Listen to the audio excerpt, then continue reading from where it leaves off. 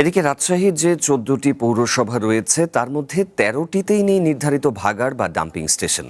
ফলে বর্জ্য ফেলে রাখা হচ্ছে খোলা আকাশের নিচে, নদী নালা, ড্রেন ও পুকুরে ফেলা হচ্ছে আবর্জনা। জেলার বর্জ্য ব্যবস্থাপনার কথা জানাতে এই মুহূর্তে আমাদের সাথে যোগ দেবেন আহসান হাবিব অপু।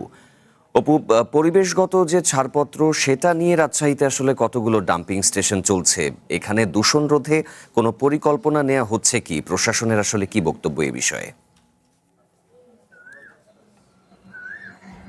এইখানে ডাম্পিং এর যে বিষয়টি বলছেন এবং বর্জ্য ব্যবস্থাপনার যে পৌরসভা কেন্দ্রিক যে আয়োজন সেগুলোতে নিয়ম মেনে করার কোনো সুযোগ নেই।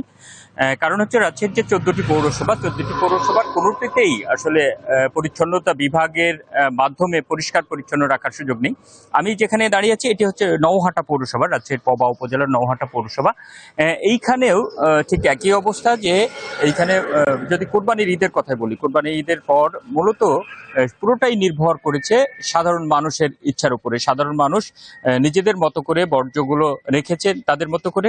যারা সচেতন মানুষ তারা যেটি করেছে যে তারা গর্ত করে সেগুলো পুঁতে দেওয়ার কারণে এক ধরনের ভালো অবস্থা তৈরি হয়েছে। কিন্তু অনেকেই আছে যারা এই বিষয়টিকে গুরুত্ব দেয়নি, তারা তাদের মতো করে যেখানে সেখানে ফেলেছে, অথবা আশপাশে যেসব ড্রেন সেখানেও অনেকে ফেলেছে। পাশ দিয়ে এখানে বার্নই নদী আছে, সেখানেও অনেকেই বর্জ্য ফেলে দিয়েছে। এইরকম ঘটনা ঘটছে। শুধুমাত্র এই পৌরসভা নয়। কিরে ফ্রাইজ খাচ্ছোস? সস ছাড়া ফ্রাইজ ভাবা যায়? যদি চাও টেস্ট, স্বাদ টমেটো সসই বেস্ট। মূলত রাজশাহীর যেসব পৌরসভাগুলো সবগুলোতেই একই অবস্থা। এখানে চারঘাট পৌরসভাকে খানিকটা ভালো বলা হচ্ছে, সেখানে একটি বর্জ্য একটা জায়গায় নির্ধারিত স্থানে ফেলার জায়গা আছে, কিন্তু সেটির অবস্থাও যে ভালো সেটি বলা যাবে না। এখানকার পৌরসভাগুলোতে এই বিষয়টি, বিশেষ করে বর্জ্য অপসারণ, এরপরে যে পয়ঃনিষ্কাশন, এইসব বিষয়গুলো আসলে খুবই দুর্বল জায়গা। বেশিরভাগ পৌরসভাতেই আসলে সেইভাবে ড্রেনেজ ব্যবস্থা নেই।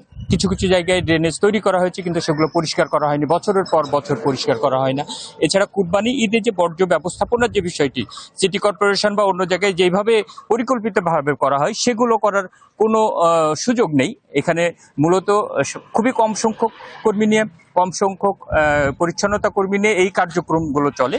এবং পৌরসভাগুলোর পক্ষ থেকে মূলত প্রত্যাশা করা হয় যে সাধারণ মানুষ যারা, তারা তাদের মতো সচেতনভাবেই কাজ করবে, এটি বলা হয়েছে।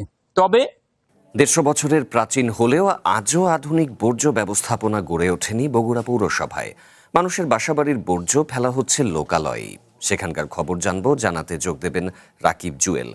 রাকিব, এই যে আসন্ন কুরবানি গেল, আজও তৃতীয় দিন, অর্থাৎ কুরবানি এখনো বাকি রয়েছে। তো এই বর্জ্যগুলো এবং প্রতিদিন যে বর্জ্যগুলো ফেলা হচ্ছে সেগুলো আসলে নির্দিষ্ট যেহেতু বর্জ্য ব্যবস্থাপনা নেই, নগরবাসী এগুলো কোথায় ফেলছেন? প্রশাসন এই অবস্থা থেকে পরিবর্তনে কোনো ধরনের উদ্যোগ নিয়েছে কি?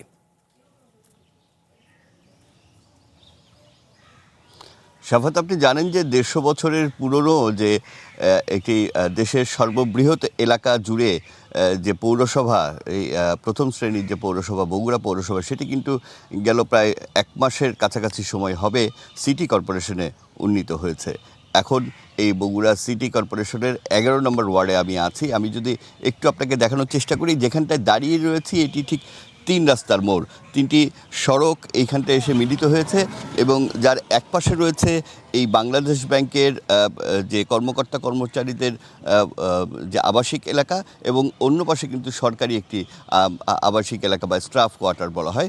এবং এর পাশেই কিন্তু এইখানকার স্থানীয় বনানী, পুলিশ ফাঁড়ি সহ বেশ জনবসতি এলাকা এটি। এবং আমি যে জায়গাটি এখন আপনাকে দেখাচ্ছি এটি কিন্তু একটি চলাচলের পথ। এই চলাচলের পথ জুড়েই আপনি নিশ্চয়ই দেখতে পাচ্ছেন যে এই একেবারে অধিকাংশ জায়গা জুড়ে কিন্তু ময়লা আবর্জনা পড়ে রয়েছে। অর্থাৎ এইখানটায় আমি যা বলার চেষ্টা করছি যে প্রতিটি ওয়ার্ডে, এটি ১১ নম্বর ওয়ার্ডের যে বাসাবাড়ি থেকে নিয়ে আসা যে ময়লা আবর্জনা, সেই ময়লা আবর্জনাগুলো স্তূপ করে রাখার জায়গা, এইখান থেকে কিন্তু ডাম্পিং স্টেশনে নিয়ে যাওয়া হয়।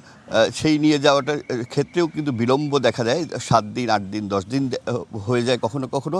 কিন্তু এই যে প্রাথমিকভাবে যে এই বর্জ্যগুলো রাখার যে ব্যবস্থাপনা, সেটির ক্ষেত্রে কিন্তু একটি ঘর রয়েছে। সেই ঘরের বাইরে কিন্তু প্রায় অধিকাংশ ওয়ার্ডগুলোতেই একেবারে সড়ক জুড়ে এই পরিস্থিতি দেখা যায়।